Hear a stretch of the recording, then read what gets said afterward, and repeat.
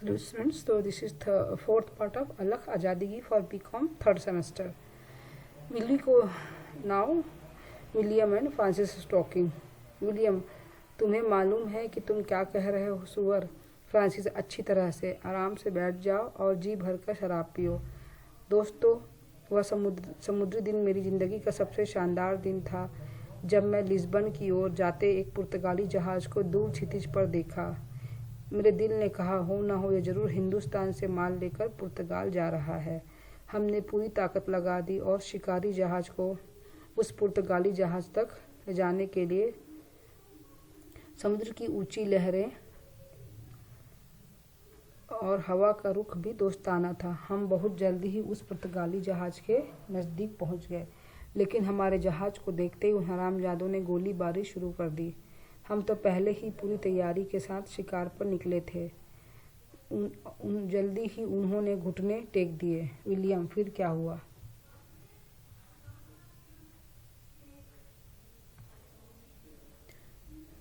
Francis, उस जहाज पर सचमुच हिंदुस्तानी माल निकला। बढ़िया रेशम ढाका की मलमल, हीरे जवाहरातों से जड़ी सोने चांदी की खूबसूरत बर्तन और गहने, खुशबूदार मसाले।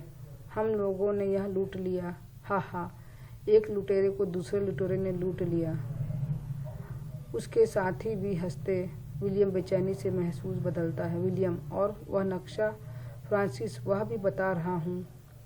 जब हम लोग सारा सामान लूट कर वापस अपने जहाज पर लौटने ही वाले थे, तभी मेरी नज़र उस बूढ़े कैया पुर्तगाली कप्तान पर पड़ी, जो पाँव की ठोकर से एक खूबसूरत संदूचकी को उधर से उधर छुपाने की कोशिश कर रहा था। मैंने उछलकर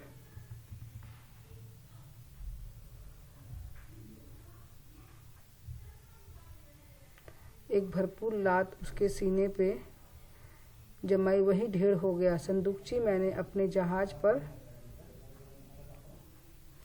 लदवा ली। बाद में जब उन्हें तोड़ा गया तो उसमें कई कीमती सामानों के साथ वह नीचे नक्शे भी थे जो हिंदुस्तान की ओर ले जाते हैं। सभी खुशल से उछल पड़ते हैं।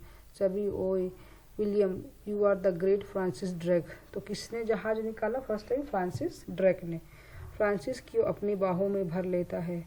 Really you are great. Hindustan की ओर जाने वाले जिन समुद्री रास्तों की तलाश हम अंग्रेज पिछले 50 सालों में कर रहे थे, उन्हें तुम यूं ही आसानी से झपट लाओगे, यह तो कोई सोच भी नहीं सकता था।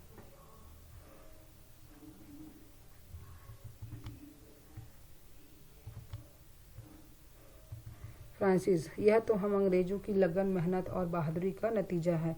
सो इसके जो डायलॉग्स है, जैसे ये छोटे छोटे हैं, इसको याद रखना है। तो किसने ढूंढा? पहले फ्रांसिस ने।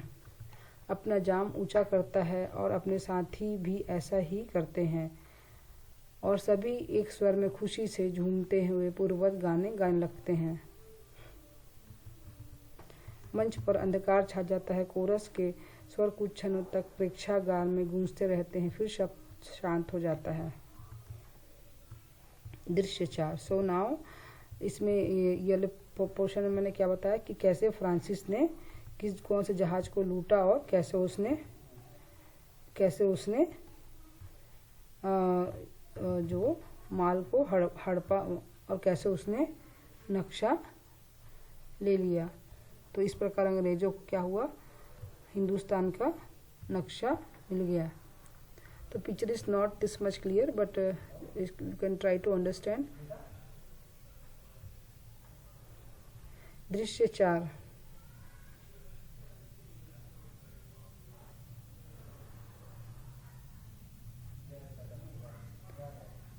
स्लाइड प्रोजेक्टर से साइक पर कुछ कैप्शन और चित्र।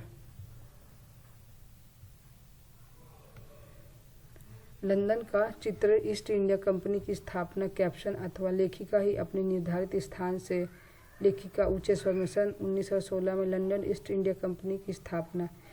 तो which year east India company की स्थापना हुई? 1600 ईसा में। कहाँ? लंदन में।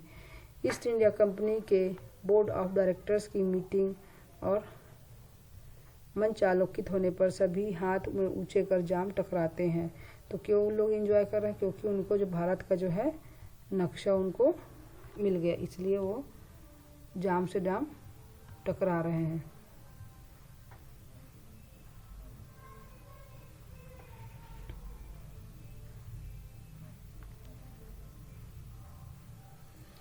पिक्चर थोड़ा सा प्रॉब्लम है क्योंकि मैंने उस बुक से किया है, तो थोड़ा इसमें उतना क्लियर नहीं है पिक्चर, बट कॉलेज एक बार ओपन होगा तो हम लोग फिर से उसको पढ़ाएंगे। डायरेक्टर 1, थैंक्स गॉड महारानी एलिजाबेथ ने हमारे सभी प्रस्ताव को मानकर इंडिया में बिजनेस करने के लिए ईस्ट इंडिया कंपनी बनाने का परमिशन दिया। तो क्यों महारानी एलिजाबेथ ने क्यों परमिशन दिया? कि उनके सारे प्रस्ताव को लेकर वहाँ इंडिया में अब वो अंग्रेज जो है बिजनेस करने की तैयारी में है। तो डायरेक्टर्स की जो मीटिंग है इसका भी डायलॉग्स आता है। तो डायरेक्टर 2, परमिशन तो मिलना ही था, आखिर हम मुनाफा तो कमा कर ही देंगे। डायरेक्टर 3, और रिस्क भी उठाएंगे। तो क्यों हमको तो परमिशन जो है मिलना ही था। डायरेक्टर 4, बिल्कुल ठीक, अपने मुल्क और फैमिली से हजारों मील दूर समुद्र के खतरों को झेलते हुए बिजनेस के लिए जाएंगे और सोना लाएंगे।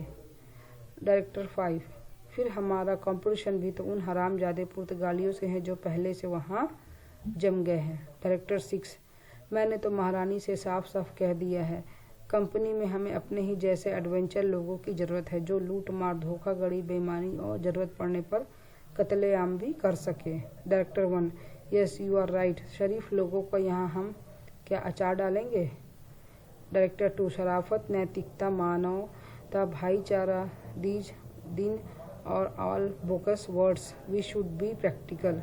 डायरेक्टर 3, कंपनी के हिस्सेदारों को अगर शक भी हो गया कि हमने एक भी शरीफ और ईमानदार आदमी को रखा तो वो अपने शेयर वापस ले लेंगे। तो नाउ दिस अंग्रेज directors they are before business starting they are discussing की। तो ये जो बोर्ड ऑफ डायरेक्टर्स की जो मीटिंग है इसका भी सीन है कहीं के पर डायलॉग में, तो ज़्यादा नहीं है, इसको थोड़ा याद रखना। थैंक्स गॉड अब सब ठीक हो जाएगा। डायरेक्टर 5, डोंट वरी, बहुत जल्दी हम हिंदुस्तान पर छा जाएंगे, हिंदुस्तान हमारा होगा। और ये नशे में दूध उछलते कूदते नाचने लगते हैं और ये गाना गाते हैं।